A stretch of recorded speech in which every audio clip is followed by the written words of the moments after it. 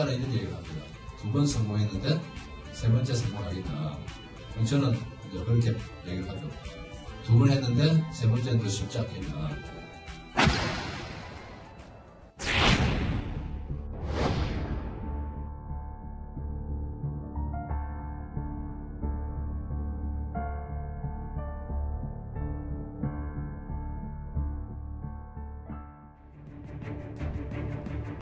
자, 국내 토종 커피 브랜드를 이끌었던 커피왕 강훈 대표가 어제 오후 자택에서 숨진 채 발견됐습니다. 1세대 커피 프랜차이즈 업계를 호령했던 그의 갑작스러운 사망을 둘러싸고 추측이 난무하고 있는데요.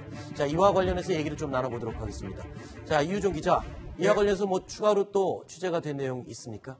네, 일단은 경찰이 수사에 나서고 있습니다. 사인을 찾고 있는데 그 숨진 상황이 당시에 화장실에서 목을 메고 있었습니다. 그래서 경찰은 일단 유서는 남기지 않았지만 스스로 목숨을 끊은 것이 아니냐 이렇게 판단을 하고 있고요. 현재 국과수에 부검을 의뢰하고 있는 상태입니다. 네, 자 경찰 조사에서 일단 유서가 발견되지 않았다. 그리고 회생 절차, 기업에 대한 회생 절차를 신청했었다. 이렇게 되면은 좀 금전적인 문제가 동기가 됐던 것 같은데, 자 회생 절차 개시 신청서.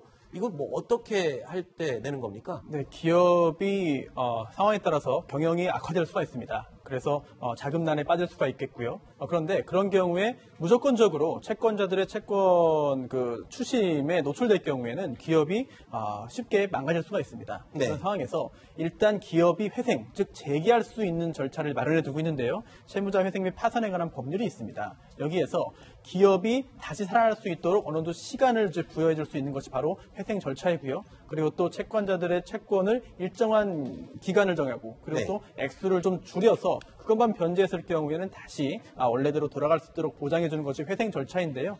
이런 회생 절차 개시 신청을 한 상태에서 극단적인 선택을 했습니다. 네. 이제 강훈 전 대표가 굉장히 경제적으로 굉장히 많은 어려움에 처해 있고 또한 정서적으로도 굉장히 압박을 받았다라는 짐작을 할 수 있겠습니다. 네. 자, 강훈 대표의 갑작스러운 극단적인 선택, 어떤 심리 상태였을지 저희가 전문가에게 문의를 해봤습니다. 들어보시죠. 강훈 대표님 같은 경우에는 10년 정도 기간 동안에 본인도 상상할 수 없는 정도로 굉장히 빨리 성장을 했거든요. 그렇기 때문에 몰락할 때는 자기 통제가 상대적으로 어려워지는 점이 있었고요. 성장의 과정 중에서 본인의 어떤 존재 자체를 갖다 굉장히 마케팅으로 부각을 하다가 보니까 모르는 사람들이 없고 그러다가 보니까 막상 본인이 어려움에 빠졌었을 때 다른 사람들이 자신을 갖다 어떻게 바라볼까를 계속 의식하게 되면서 그 극단적 선택을 하게 된 압박감으로 작용했을 거예요. 자, 오늘 하루 종일 이 강 대표의 이 비극을 사람들이 주목하는 이유, 워낙 승승장구 성공 가도를 달리던 사람의 비극적인 최후였기 때문이라고 추측이 됩니다. 자, 강훈 대표를 얘기할 때 국내 커피업계의 입지전적인 인물이다라고 하는데 도대체 어느 정도의 전설적인 업적을 남긴 겁니까? 정말 조금 전에 정신과 전문의가 하신 말씀처럼 정말 단시간 내에 엄청나게 자수성가했습니다. 97년도에 신세계백화점 공채 1기로 들어갔습니다. 네. 그때 스타벅스를 들여온 게 이제 신세계백화점이었는데요. 아하. 그 스타벅스 들여오는 프로젝트 팀에 참여를 한 것이 이 토종 커피왕이 되는 계기가 됐습니다. 네. 거기 그렇게 프로젝트 팀에 참여를 해서요. 98년도에 국내 토종 커피 1호집입니다. 네. 할리스 커피를 단돈 1,500만 원으로 론칭을 하고요. 네. 그리고 할리스 커피 저도 그 당시 기억나는데요. 굉장히 인기가 아주 많았죠. 인상적이고 충격적이었습니다. 이 네. 커피만 가지고 이렇게 할 수 있다니 스타벅스의 또 대항마로서 네. 토종 커피로서. 그리고 그렇게 한 10년 정도를 굉장히 잘 나갔습니다. 2008년도에 또 하나의 신화를 만듭니다. 바로 카페 베네라고 지금 아직도 많이 보실 수 있을 겁니다. 그 카페 베네를 창업하는 데 합류를 해서요. 그 2년 후에는 KH 컴퍼니, 자기 이름을 가지고 그 회사를 하나 만듭니다. 강훈 컴퍼니의 약자일 텐데요. 그 프랜차이즈를 만들어서 지금 한 가맹점도 아마 망고식스 같은 경우에는 100여 개 전국에 네. 굉장히 많을 겁니다. 그렇게 사업을 계속 확장을 해왔는데 한 2015년부터 급속히 사업에 어려움을 겪게 됐습니다. 네. 그러면서 이제 조금 전에 얘기도 보셨지만은 기업 회생 절차에 들어갈 만큼 자금난에 네. 굉장히 시달렸고요. 워낙 요즘에 뭐 한 몇 년 사이에 커피 브랜드들이 워낙 많아졌잖아요. 그러니까 커피 네. 전문점들이 그렇게 하면서 영업 수익도 부진해지고 네. 급기야 직원들 월급도 못 줄 그런 알겠습니다. 상황까지 간 겁니다.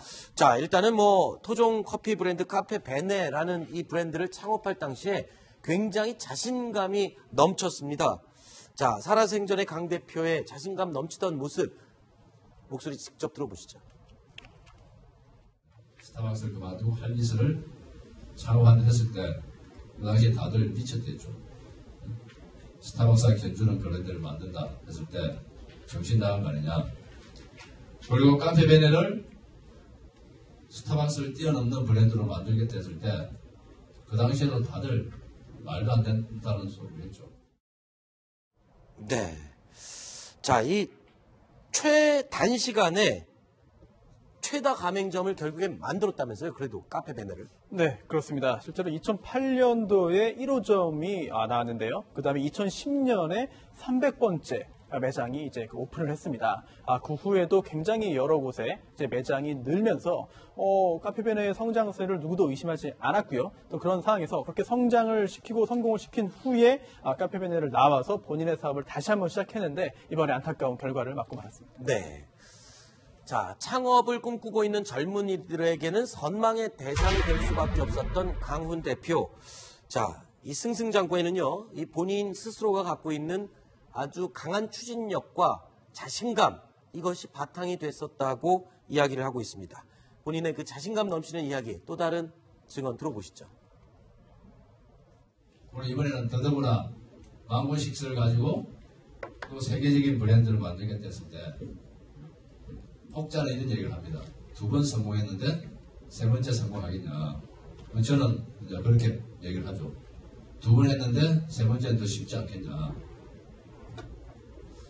뭘 하느냐도 중요하겠지만은 여러분들이 어떻게 하느냐가 아마 더 중요한 거죠. 자, 1,000억 원짜리 브랜드를 버리고 다른 자신의 고유 브랜드를 창업을 했던 강훈 대표. 이 보면요, 본인의 성격 자체가 굉장히 평소에 자신감이 넘치나 보네요.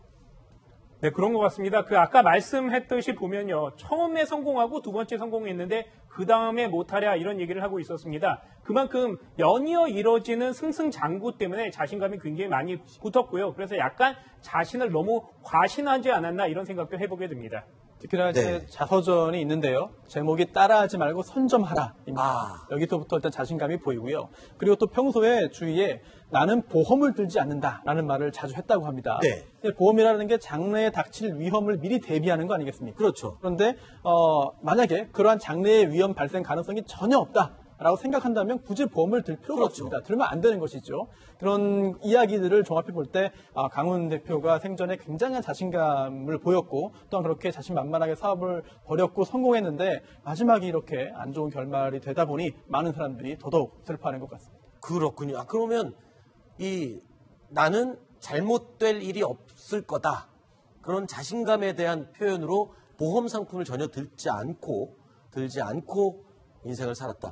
글쎄요. 굉장히 넘치는 자신감의 대표 상징인 것 같습니다. 그런데 이 화려한 면면 뒤에는 불우한 성장 이야기도 있다고 하는데 뭐 어떤 이야기입니까?